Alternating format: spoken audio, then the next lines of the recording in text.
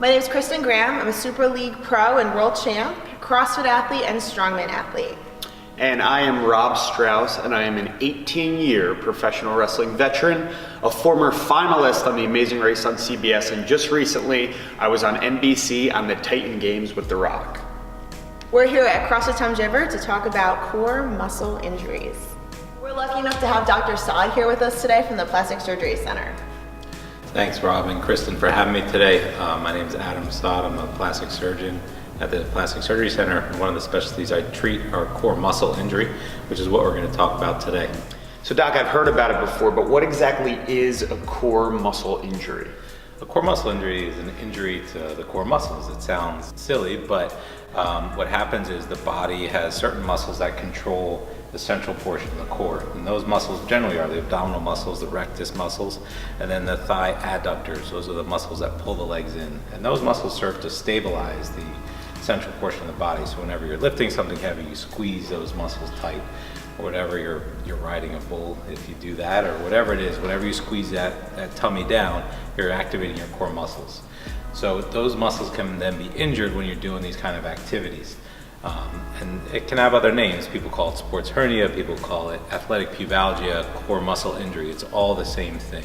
And all it means is that you've injured the muscles, so any of your abdominal muscles or your groin muscles. And when you do that, you get this pain that comes and whenever you try to squeeze those muscles down. Now, Dr. Saad, you said something about a sports hernia. Is that different than a regular hernia? It is different than a regular hernia. Sports hernia is actually a misnomer. Hernia means that there's a defect or a hole in the tissue overlying the muscle, the fascia. And that's a true hernia when there's a hole there. With sports hernia, there's no hole. It's actually an injury to the rectus muscle, which is the six-pack muscle, or an injury to the groin muscles. And that injury can involve just a tear in the muscle, or that muscle can actually tear off the bone in the pelvis. And that's what a sports hernia is. So it's not really a true hernia, it's more an injury to the muscle. So I wrestle 3 to 4 days a week, and I work out about 6 days a week. How do I know the difference between something actually being wrong with me and just being a little beat up?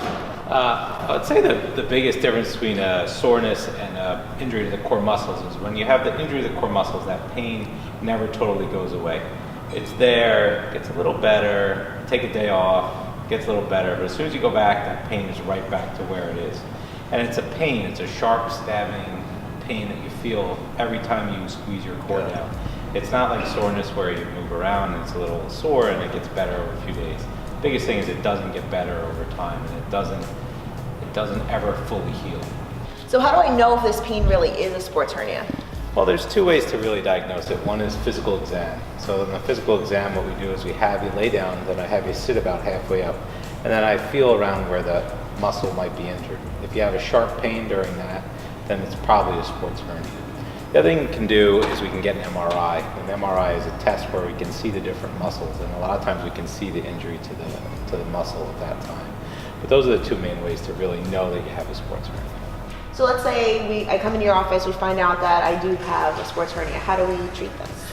So a lot of times we'll try to just do rest and therapy to start, but the majority of people, especially athletes like yourself, that's not going to work. No. So what you're left with is to actually do surgery to fix that muscle. Because the muscle is injured, we have to fix it somehow.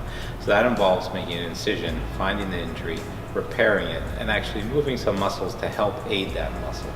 Sometimes we also put a mesh in to help support the abdominal wall while it's healing. But that really depends on the patient. But the bottom line is to fix it, you're going to need a surgery. So what's the typical recovery after a surgery? So the surgery is actually same-day surgery. I mean, you go home the same day. You're pretty sore for a week or two. And then in about 3 to 4 weeks, I start letting you get back into normal physical activity. And by 6 weeks, you're back to normal.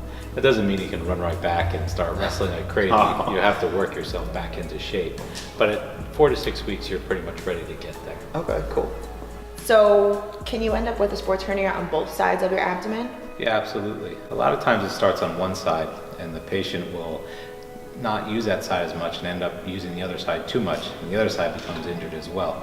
So I think the important thing is, if you notice the pain on one side, not to keep going, to get checked out, so that you don't end up with it on both sides. So it's like overcompensating. Yeah, you overcompensate because the side that's injured, the other side tries to take over.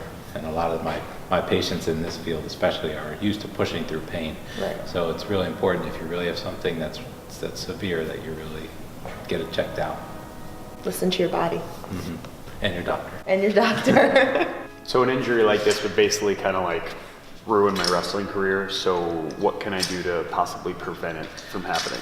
I think the biggest thing when trying to prevent an injury like this is making sure that you're stabilizing your core before you lift heavy, before you're doing anything too crazy. And it involves proper technique, which we all learn, but really stabilization of that core through even core strength exercises like sit-ups. Overhead squats are probably the best core strengthening weightlifting technique out there, but anything to strengthen your core and just pay attention to your body. Starting to notice pain, make sure you don't push through it too much. So, us being high-level athletes, are we the only ones that are at risk for a sports hernia? Yeah, like can anyone get it? Could my mom or dad who sit home on the couch get it? Yeah, it's funny. That's why sports hernia is not a great term, because anyone can get it, because everyone activates their core when they're lifting a box off the ground, or if you work, as a laborer. Anytime you lift something heavy, you're squeezing and activating your core. So you don't have to be in great shape like you guys. It can be anyone that can get it. It's just an injury to those muscles, and the symptoms are the same. You don't have to be a high-level athlete, but you can definitely get it. Well, thanks for having me here today. I hope you guys learned something about sports hernia and athletic pubalgia. To all you people out there, if you think you have sports hernia or athletic pubalgia, just give us a shout on Instagram or go through our contact information on our webpage. Let's go work out, huh? Yeah. Let's do it.